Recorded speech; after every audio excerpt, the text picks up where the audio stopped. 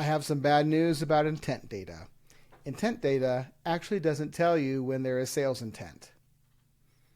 I don't know who branded intent data as intent data, but we have spent years on the RevOps and go-to-market consulting side of the equation trying to unravel the implied promise that intent data reveals anything about buying intent, at least directly.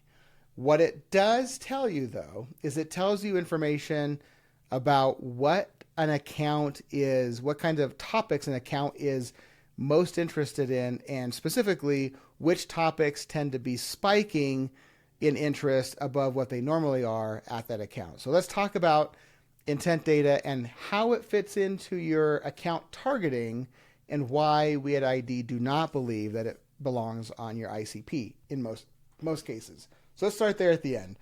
Why doesn't it belong on your ICP? Well, like we talked about earlier this week, an ICP is essentially a definition of the environmental factors that tend to lead to fertile ground for demand for your kinds of products and services. So intent is measuring something different. Intent is measuring active research, active engagement with certain topics, which could indicate that there might be active demand there, but it doesn't necessarily make the account more fertile. It's actually a reflection of what's actually happening, regardless of how fertile they are, right?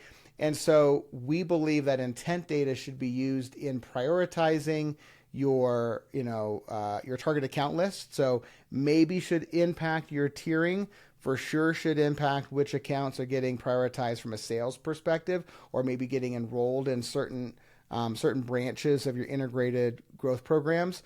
But it does not necessarily mean that an account should be on your target account list because, which means that it shouldn't be in your ICP, because your ICP should define your total relevant market, which then feeds your target account list, right? It doesn't tell you who should be in there because just because somebody's reading stuff about a certain topic doesn't mean that they are a good fit or fertile ground for your product. So that leads us to what is intent data? How is it developed? So intent data is essentially these intent vendors are monitoring hundreds and thousands of websites and scraping those sites, looking for keywords within the content on those sites. And then it is monitoring what IP addresses and device IDs are consuming each of those bits of content, mapping those IP addresses and device IDs back to account names, and then looking for the match of, okay, this account is engaging with content about these topics. That establishes a baseline. And then it says, when is this account engaging with more content about a given topic than they normally do? This might mean that they are, these topics might be brand names. So maybe they're researching your brand name or a competitor's brand name more. They're reading more content about a competitor. That could be an indication of a churn risk.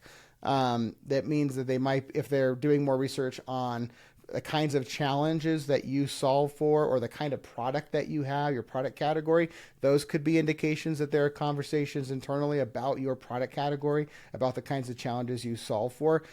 Those all could indicate that that account should be prioritized if they are on your target account list, but that doesn't necessarily mean that they are fertile ground for your product. So doesn't belong on your ICP, but probably does belong in your equation around identifying and prioritizing accounts within your target account list, maybe tiering those accounts, maybe segmenting those accounts, but certainly your sales prioritization and maybe even informing which branch of your integrated programs these accounts belong in. So that's how to use intent. That's why we don't put it on an ICP.